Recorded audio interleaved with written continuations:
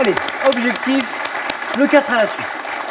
Avec quel thème ce soir? Eh bien, on va les découvrir ensemble. Les représentations dans les religions, tout d'abord. Les régions viticoles du monde. Romans américains de 1950 à 1970, oui, c'est très précis. Et notre thème mystère, comme chaque soir, bien sûr, que vous pouvez découvrir à la maison dès maintenant sur Twitter. Stéphanie. Difficile de choisir. Je vais essayer les représentations dans les religions. Allons-y. Les représentations dans les religions. Je rappelle que vous êtes notre championne en titre. Oui. Et que vous jouez pour une éventuelle deuxième victoire ce soir. Stéphanie, êtes-vous prête? Prête. Top. Quel nom d'origine latine porte la croix sur laquelle le Christ supplicié est représenté? La croix. La croix latine. Chez les Indiens d'Amérique du Nord, quel mot emprunté à l'algonquin désigne l'animal considéré comme l'ancêtre d'un clan? Dans quelle religion, la plus ancienne du Japon, le portail appelé Tori symbolise-t-il la frontière entre les mondes profanes et sacrés? Shintoïsme. Dans l'hindouisme, quel dieu représenté sous la forme d'un singe est vénéré comme symbole de l'héroïsme et du bon droit? Hanuman. Quel objet de dévotion ornant les églises de rite chrétien oriental est également appelé image? Icône. C'est un 4 à la suite. Magnifique. En ayant raté la première question. Je vois pas, j'ai pas compris en fait la question. Vous savez, Stéphanie, que c'est rarissime de faire un 4 à la suite en ayant raté la première question, a priori la plus facile. C'est très rare, mais je vous la relis plus tranquillement, là sans le stress maintenant. Quel nom d'origine latine porte la croix? Oui, voilà. Je le savais. Donc, oui, mais ça venait pas. C'est plus qu'un 4 à la suite, c'est presque un 5 à la suite. On peut prendre un peu d'avance? Ok, je vous le mets de côté. Oui, pour la prochaine. C'est comme chez le boucher, il y en a un peu plus, je vous le mets de côté, c'est ça? On peut applaudir Stéphanie pour ce magnifique 4 à la suite. Bravo Stéphanie. Et donc oui, ce nom d'origine latine que porte la croix sur laquelle le Christ supplicié est représenté, c'était bien le crucifix. Tout à fait. Bravo Stéphanie pour ce beau score. Christian, c'est à vous de choisir d'abord, oui, soit les régions viticoles du monde entier, les romans américains des années 50 aux années 70, ou le thème mystère. C'est difficile. Ça serait en France, j'aurais pris le vin, mais là je vais prendre le thème mystère. Le thème mystère? Allons-y Christian, je vais vous le dévoiler. On dévoile déjà. Le thème mystère, venez.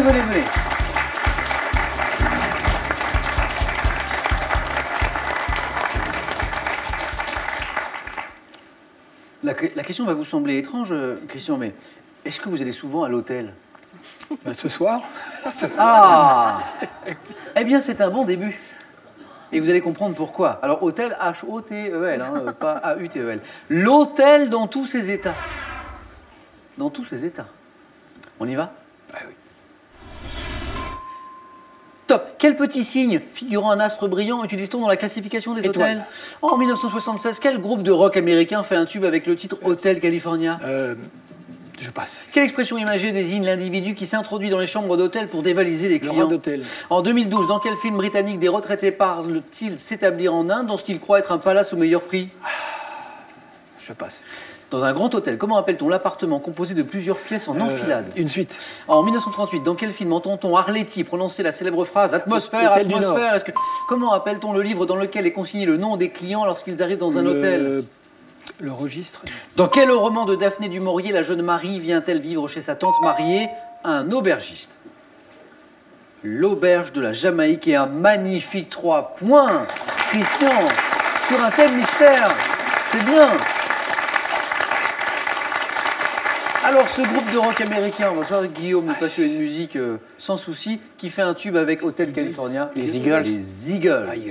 Et puis ce film britannique dans lequel les retraités partent s'établir en Inde dans ce qu'ils croient être un palace au meilleur prix, puis en fait, surprise, c'était Indian Palace. Ah oui. Et bravo Christian pour ces 3 points. Merci à vous.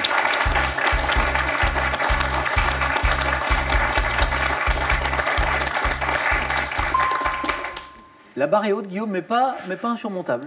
Pas insurmontable. On verra. Avec l'un de ces deux thèmes, vous allez me dire lequel vous sciez, soit les régions viticoles du monde, soit ces romans américains de 1950 à 1970. Je vais partir avec les romans américains de 1950 à 1970. Allons-y, Guillaume.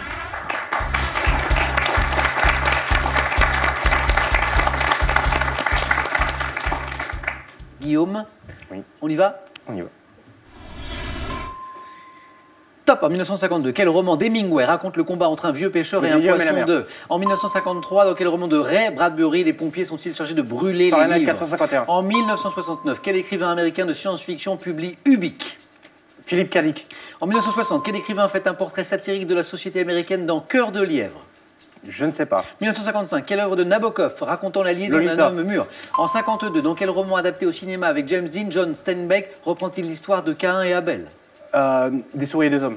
En 59, quel romancier de la Beat Generation suscite le scandale avec son roman Le Festin nu? Burroughs. En 68, quel écrivain et journaliste écrit sous forme de reportage Acid Test? Tom Wolfe. Et 3 points. C'est beau. Guillaume. 5 bonnes réponses. Ce roman de John Steinbeck que nous cherchions, vous m'avez Les raisins dit- de la colère. Non, c'était à l'Est d'Éden. Le troisième, du coup. Voilà, avec James Dean dans l'adaptation au cinéma. Et puis, cet écrivain qui fait un portrait satirique de la société américaine dans Cœur de lièvre, c'était John Updike. Guillaume, l'aventure se poursuit pour vous.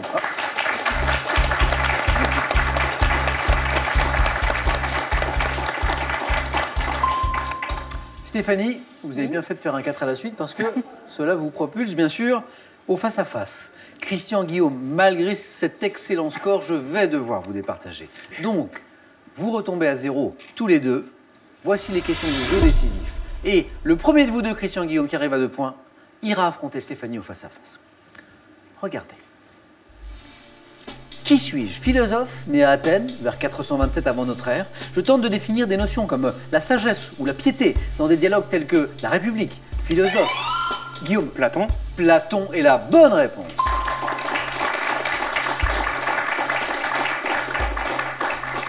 Regardez. Que suis-je? Type de construction, Christian. Igloo. Est une bonne réponse. Tout va peut-être se jouer sur cette question, suspense jusqu'au bout. Regardez. Que suis-je? Primate du Guillaume. Un mandril. Mais oui, un mandril. Guillaume, vous êtes qualifié. Christian, j'en suis désolé parce que ce très bon score là du 4 à la suite, en temps normal, j'ai envie de dire, normalement c'est bon. C'est le jeu. Mais le niveau était particulièrement jeu. relevé ce soir. Christian, merci d'avoir joué avec nous. Merci beaucoup. Bon retour dans Lyon. Si. Et pour vous, ce cadeau. Ordissimo, la référence française de l'informatique facile, vous offre son ordinateur portable 13 pouces Agathe ultra fin destiné à tous les débutants en informatique. Avec le Larousse des saveurs des régions de France, lancez-vous dans un tour de France des richesses gastronomiques. Il est accompagné du jeu des curiosités et trésors de nos régions pour explorer notre pays tout en s'amusant. Et maintenant, avant notre face-à-face, c'est à vous de jouer pour gagner, attention, 12 000 €. Avec cette question maintenant, quel nom donne-t-on à une jeune vache qui n'a pas encore vélé? Est-ce 1, une génisse ou 2, une jument? 32-43 pour la bonne réponse au téléphone, par SMS 1 ou 2 au 7 10 20, tirage au sort parmi toutes les bonnes réponses. Qui sera sacré ce soir? Guillaume pour la première fois ou Stéphanie pour la deuxième? Eh bien, réponse dans un tout petit instant sur France 3.